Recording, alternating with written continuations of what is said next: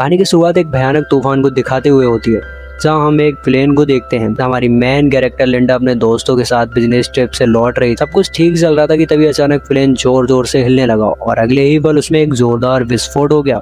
जो लोग बिना सीट बेल्ट के खड़े थे वे बुरी तरह इधर उधर जा गिरे। केबिन का हिस्सा प्रेशर के साथ फट गया और तेज हवा के झोंके में कुछ लोग सीधे बाहर उड़ गए। इस अफरा तफरी के बीच मैनेजर ने अपनी जान बचाने के लिए लिंडा का पैर कसकर पकड़ लिया। वहीं एक आदमी मदद के लिए बॉस की ओर बढ़ा, लेकिन बॉस ने उससे बेरहमी से बाहर की तरफ धकेल दिया, मगर गिरते वक्त उसने मैनेजर का पैर पकड़ लिया, जिससे उसका बैलेंस पूरी तरह बिगड़ गया और दोनों एक साथ प्लेन से बाहर गिर पड़े। लिंडा भी सदमे से उभर भी नहीं पाई थी कि तभी उसे महसूस हुआ कि चारों तरफ अंधेरा छाने लगा है और प्लेन बेकाबू होकर सीधे समुद्र की तरफ गिर रहा है। खुशकिस्मती से टक्कर का एंगल ऐसा था कि प्लेन तुरंत फटा नहीं और उसकी जान बच गई। तेजी से अंदर घुसते पानी को देखकर लिंडा ने तुरंत सीट बेल्ट खोली और तैरकर बाहर निकल आई, लेकिन बच जाने के बाद भी उसे कोई राहत नहीं मिली, क्योंकि वह एक सुनसान और कभी खत्म न होने वाले समुद्र के बीच फंसी हुई थी। अभी दूर उसे एक छोटा सा टापू नजर आया और वह पूरी ताकत लगाकर उसकी तरफ तैरने लगी। सुबह होते ही वह किसी तरह उस टापू पर पहुंच गई और फिलहाल उसकी जान भी बच गई। थोड़ी देर चलने के बाद उसकी नजर किनारे पर पड़े एक आदमी पर गई। वह तुरंत उसकी तरफ भागी और पास जाकर देखा तो उसे पता चला कि वह कोई और नहीं बल्कि उसका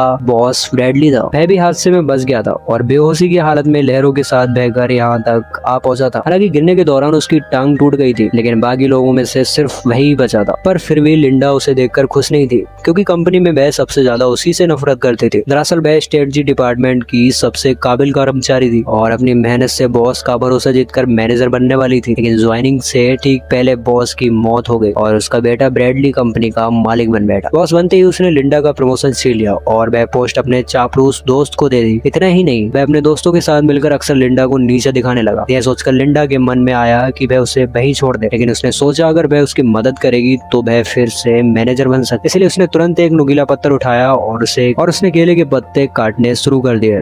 फिर पेड़ का सहारा लेकर एक फ्रेम बनाया और पत्तों और टहनियों को बेल से बांधकर एक छोटी सी झोपड़ी तैयार कर दी। धूप से बचने का इंतजाम करने के बाद उसने पानी का जुगाड़ करने की सोची। उसने रेत में गड्ढा खोदा और उसमें नारियल के छिलके रखकर ऊपर पत्ते लगा दिए। कुछ ही देर में बारिश शुरू हो गई और उसने आसानी से पीने लायक पानी जमा कर लिया। बारिश थमते ही मौसम साफ हो गया और काफी देर बाद ब्रैडली को भी होश आ गया। लिंडा तुरंत उसके पास पहुंची और उससे पानी पिलाने लगी। जब ब्रैडली को पता चला कि लिंडा ने उसकी जान बचाई है, तब उसने झिझकते हुए उसे थैंक यू बोल दिया। इसके बाद लिंडा ने उसके सामने अपनी काबिलियत दिखाते हुए लकड़ी रगड़कर आग जलाई और जल्द ही उसने एक मछली पकड़कर उसे पका भी लिया। लेकिन ऐशो आराम की जिंदगी जीने वाले ब्रैडली के लिए यह मछली किसी कचरे से कम नहीं थी। फिर भी पेट भरने के लिए उसे बिना नमक मसाले वाली वो मछली मजबूरी में निकलनी पड़ी। लेकिन लिंडा को इस खाने से कोई दिक्कत नहीं, बल्कि वो तो इस जगह पर फंसने के बाद भी बेहद खुश थी, क्योंकि उसे यहाँ कोई भी नीचा दिखाने वाला नहीं था और वह खुशी खुशी यहाँ कई दिन बिता सकती थी।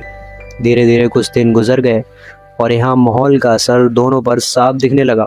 एक तरफ लिंडा जो छोटी सी चीज पकाकर भी खुश हो जा रही थी, वहीं ब्रैडली किसी तरह यहाँ से निकलना चाहता था। उसने पूछा कि उसने अब तक किनारे पर कोई SOS सिग्नल क्यों नहीं बनाया या आग को बड़ा क्यों नहीं किया, ताकि किसी को इस टापू पर नजर पड़ सके। उसके मुताबिक लिंडा को पहले यही करना चाहिए था, लेकिन उसने ऐसा कुछ भी नहीं किया। इसी बात पर वह उल्टा गुस्से में चिल्लाते हुए उसे ताने मारने लगा कि वह यहाँ बेवजह उसकी देखभाल का बस एक नाटक कर रही है। उसकी बातें सुनकर लिंडा को समझ आया कि केवल चापलूसी से उसका दिल नहीं जीत सकती।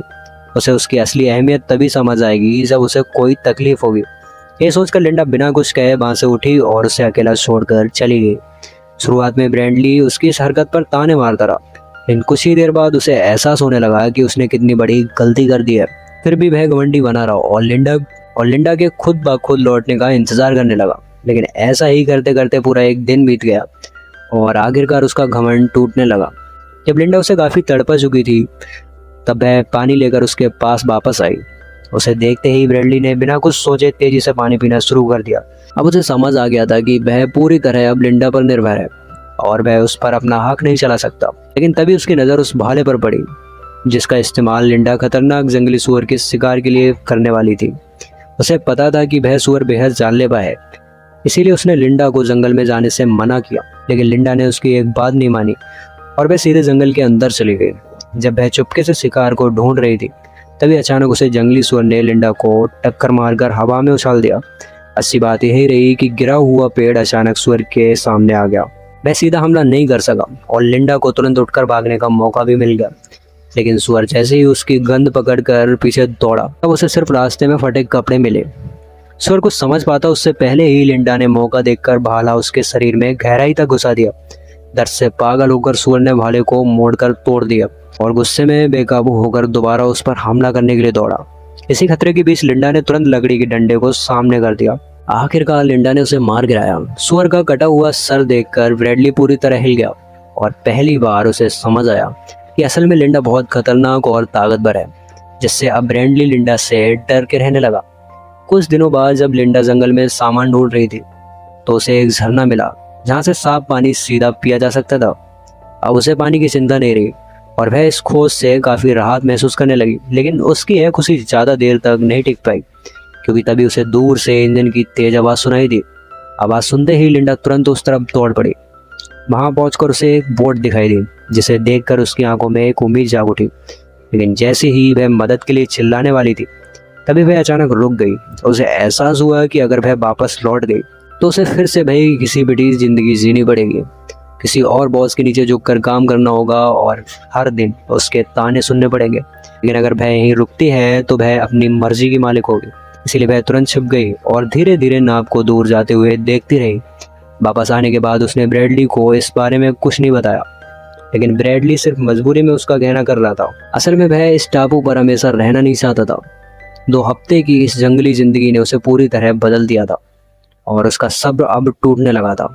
उसने लिंडा से एक नाव बनाने को कहा ताकि उसकी मदद से वह पास मौजूद बोट तक पहुंच सके, लेकिन लिंडा ने उसकी बात सुनते ही इसे बेहद खतरनाक बताते हुए नाव बनाने से साफ इनकार कर दिया, जिससे वह खुद को रोक नहीं पाया। उसने लिंडा से अलग होकर अपना खुद का एक अलग कैंप बनाने और नाव तैयार करने का फैसला कर लिया। उसे आग जलाने तक का सही तरीका नहीं आता था और टूटी टांग की वजह से वह ज़्यादा दूर भी नहीं जा सकता था।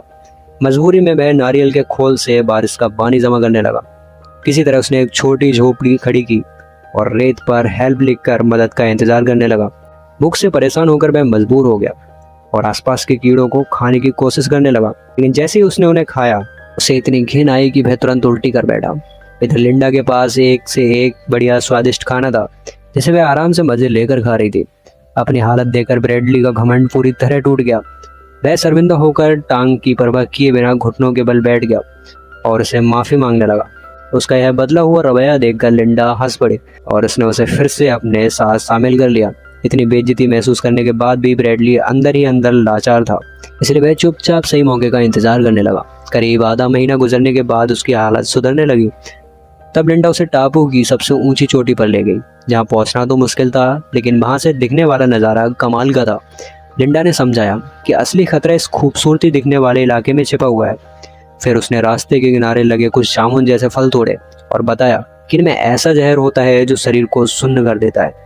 इसके बाद उसने उन फल का रस अपनी बाह पर लगाया, जिससे कुछ ही देर में उसकी स्किन पर लाल दाने उभर आए। आगे बढ़ते ही लिंडा ने एक्स जैसी बनी चट्टानों की ओर इशारा किया और बताया कि उसके आगे का पूरा इलाका कांटों और जहरीली बेलों से भरा हुआ है। इसीलिए उसने सख्त चेतावनी दी कि उस जगह पर कभी भी सामान ढूंढते मत पहुंच जाना। यह सुनते ही ब्रैडली के दिमाग में एक चालाक प्लान आया और वापस लौटते समय उसने थकान का बहाना बना दिया। फिर वह धीरे से जहरीले फलों के पास बैठ गया। ऐसे ही उसने चुपके से कुछ जहरीले जामुन तोड़े। तभी अचानक जमीन धंस गई और लिंडा नीचे जा गिरी। असल में वह जगह ऊपर से मजबूत दिख रही थी, लेकिन अंदर से पूरी तरह खोखली और कमजोर थी। ब्रैडली घबरा गया और तुरंत उसे ऊपर खींचने लगा। भले ही वह लिंडा से नफरत करता था, लेकिन वह उसे इस तरह मरते हुए नहीं देख सकता था। आखिरकार उसकी कोशिश से लिंडा की जान बच गई और पहली बार उसने बिना कुछ कहे ब्रैडली पर भरोसा करना शुरू कर दिया। कुछ ही दिनों बाद समुद्र में तेज तूफान आ गया। किनारे के पास बनी उनकी झोपड़ी इस आंधी में पूरी तरह टूट गई और पेड़ों के गिरने से हालात और भी खराब हो गए। अच्छी बात यह रही कि उनके पहले ही पास में एक गुफा मिल गई थी। उस वक्त दोनों पूरी तरह भीग चुके थे और ठंड से बचने के लिए उन्हें अपने कपड़े उतार कर एक दूसरे से चिपक कर सोना पड़ा। इस नज़दीकी के चलते लिंडा को धीरे धीरे ब्रैडली से प्यार हो गया। जल्दी ब्रैडली को जंगल में मौजूद हर जहरीले फल की पहचान हो गई। अपने हुनर को दिखाने के लिए और लिंडा का शुक्रिया अदा करने के लिए उसने आज रात खुद खाना बनाने का फैसला किया। लिंडा ने बिना ज़्यादा सोचे उसकी बात मान ली कि उसने जो खाना बनाया वह सच में काफ़ी टेस्टी था। लेकिन जैसे ही लिंडा ने थोड़ा सा खाना खाया तभी अचानक उसे चक्कर आने लगे और उसकी नज़र धुंधली पड़ गई। कुछ ही पलों के बाद वह खुद को संभाल नहीं पाई और सीधे ज़मीन पर गिर पड़ी। लेकिन ब्रैडली ने उसकी तरफ पलट कर भी नहीं देखा और तुरंत जंगल की तरफ भाग गया। थोड़ी देर बाद वह एक लकड़ी की नाव खींचते हुए वापस लौटा। असल में उसे पहले ही समझ आ गया था कि लिंडा उसे यहाँ से जाने नहीं देना चाहती, इसलिए उसने चुपके से यह नाव तैयार कर ली थी और सही मौका मिलते ही उसने जहरीले फल खिलाकर उसे बेहोश कर दिया। अब वह खुशी खुशी उस गंदी सी नाव को पानी में धकेलने लगा और बिना पीछे देखे तेजी से समुद्र की तरफ बढ़ गया। लेकिन वह ज़्यादा दूर नहीं जा पाया था कि अचानक एक बड़ी लहर ने उसकी नाव को तोड़कर रख दिया। अगले ही पल उससे भी विशाल लहर उठी और उसे सीधा समंदर के अंदर खींच ले गई। खुशकिस्मती से वह ज़्यादा दूर नहीं गया था, इसलिए होश में आते ही लिंडा ने तुरंत उसे किनारे खींचकर बचा लिया। होश में आते ही ब्रैडली घबराकर उससे माफ़ी मांगने लगा, लेकिन लिंडा ने कुछ नहीं कहा और चुपचाप उसे पका हुआ केकड़ा थमा दिया। ब्रैडली ने बिना सोचे समझे उसे खा लिया, लेकिन कुछ ही देर में उसका मुंह अजीब तरीके से सुन्न पड़ गया। देखते ही देखते यह असर उसके पूरे शरीर में फैलने लगा और वह समझ नहीं पाया कि आखिर हो क्या रहा है। तभी लिंडा ने सच्चाई बताई कि यह ब्लू रिंग ऑक्टोपस का जहर है जो शरीर को सेकंडों में पैरालाइज कर देता है और इंसान चाहकर भी हिल नहीं पाता। इसके बाद उसने एक चाकू निकाला और थोड़ा गर्म किया और तुरंत ब्रैडली के पेट पर उतार दिया। धीरे धीरे उसके पास आई और इशारों में उसे समझाने लगी कि वह अब क्या करने वाली है। यह देखकर ब्रैडली बुरी तरह घबरा गया। तभी अचानक लिंडा ने चाकू चलाया और अगले ही पल खून की पिचकारी चल गई, जिससे ब्रैडली का गला लाल हो गया। यह देखकर लिंडा मुस्कुराने लगी। फिर उसने वो चीज़ दिखाई जिसे उसने काटा था। दरअसल वह कोई इंसानी अंग नहीं बल्कि एक छुआ था। यह सब उसने सिर्फ ब्रैडली को डराने के लिए किया था, ताकि वह दोबारा ऐसी हरकत करने की हिम्मत ना करे। उसकी चालाकी और हाथ में पकड़े चाकू ने ब्रैडली का सारा घमंड तोड़ दिया और वह बिना सवाल जवाब के उसका कहना मानने लगा। लेकिन यह कंट्रोल लिंडा ज़्यादा देर तक एंजॉय नहीं कर पाई। एक दिन जब वह सामान ढूंढ रही थी, तभी फिर से दूर से इंजन की आवाज़ सुनाई दी। इस बार सामने वाला भी उसे देख चुका था। जैसे जैसे नाव पास आई, लिंडा ने देखा कि वह कोई और नहीं बल्कि ब्रैडली की मंगेतर थी। दरअसल रेस्क्यू टीम भले ही हार मान चुकी थी, लेकिन जैनी ने उम्मीद नहीं छोड़ी और लगातार उसी इलाके में ब्रैडली को ढूंढ रही थी और अब जाकर उसकी तलाश खत्म हो गई। लिंडा जबरन जैनी को देखकर मुस्कुराने लगी, जैसे वह उसे बेहद देखकर खुशी हुई। फिर मजबूरी में उसने जैनी को बता दिया कि ब्रैडली जिंदा है, लेकिन लिंडा अभी भी इस टापू को छोड़ना नहीं चाहती थी, जबकि जैनी को अब उन दोनों के जिंदा होने का सच पता चल चुका था। हालांकि यह बात सिर्फ जैनी और उसके साथ आए गार्ड को ही पता थी। इसी वजह से लिंडा ने मन ही मन एक खतरनाक फैसला कर लिया। थोड़ी देर बाद वो उन्हें एक खतरनाक चट्टान के किनारे पर ले आई, जहाँ वह खुद मरते मरते बच गई थी। फिर उसने जूते के फीते बांधने का बहाना बनाया और दोनों को आगे बढ़ने के लिए कह दिया। जैसे ही जेनी ने आगे कदम रखा, जमीन अचानक धंस गई और वह सीधे नीचे गिरने लगी। दरअसल यह सब लिंडा का दोनों को मारने का प्लान था, लेकिन किस्मत से सिर्फ जेनी ही फंसी थी और गाइड अभी भी जिंदा था। उसी वक्त लिंडा अंदर ही अंदर सोच में डूब गई। कुछ समय बाद वह अकेली ही ब्रैडली के पास लौट आई और बाकी दोनों के साथ क्या हुआ यह जल्द ही पता चलने वाला था। चट्टान से लौटने के बाद लिंडा अंदर ही अंदर टूटती जा रही थी। उसे खुद पर यकीन नहीं आ रहा था कि उसने यह क्या कर दिया। तभी ब्रैडली वहां आया और उसे जंगल चलकर खाना लाने को कहा, लेकिन लिंडा ने तबीयत का बहाना बनाकर साफ मना कर दिया। मौका मिलते ही ब्रैडली ने चाकू उठाया और बिना कुछ कहे जंगल की तरफ निकल गया। जंगल के अंदर पहुंचते ही उसने शिकार करने का फैसला किया और कुछ देर पीछा करने के बाद उसे एक छोटा जंगली सुअर नजर आया। वह धीरे धीरे उसके करीब पहुंचा, लेकिन अगले ही पल अचानक उसकी नज़र जमीन पर गई। दरअसल जहाँ सुअर मिट्टी खोद रहा था, वहीं से इंसान का एक हाथ बाहर निकला हुआ था। करीब जाकर देखते ही ब्रैडली के होश उड़ गए, क्योंकि वह हाथ उसकी अपनी मंगेतर का था। उसके हाथ में पहनी अंगूठी वही थी जो उसने सगाई के वक्त उसे पहनाई थी। यह सच सामने आते ही ब्रैडली का गुस्सा बेकाबू हो गया और वह तेजी से लिंडा की तरफ भागा। जैसे ही लिंडा ने उसे अपनी ओर आते देखा, वह एक पल के लिए घबरा गई। ब्रैडली ने हाथ में अंगूठी दिखाते हुए पूछा कि तुमने ऐसा क्यों किया। अंगूठी देखते ही लिंडा सब समझ गई। उसने खुद को बचाने के लिए कहा कि यह सब एक हादसा था, लेकिन ब्रैडली को उसकी बात पर बिल्कुल भी यकीन नहीं हुआ।